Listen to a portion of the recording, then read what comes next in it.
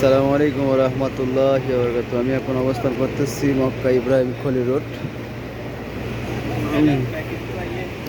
এখন সকালবেলা, সকাল বলতে ভুল হবে, দুপুরে 12টা বাজে, প্রায় প্রায় 11টা বাজে, 8 মিনিট কম। এখন রাস্তা ফাঁকা, দেখুন রাস্তা একদম ফাঁকা আছে। সামথিং কিছু হাজি, তারা নতুন যারা আসতেছেন সকাল সকাল, তারা যাচ্ছেন তাপ করার জন্য।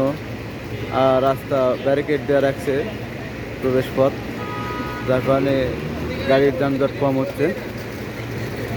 দেখুন সামনে ব্যারিকেড দিয়ে রাখছে পুলিশে,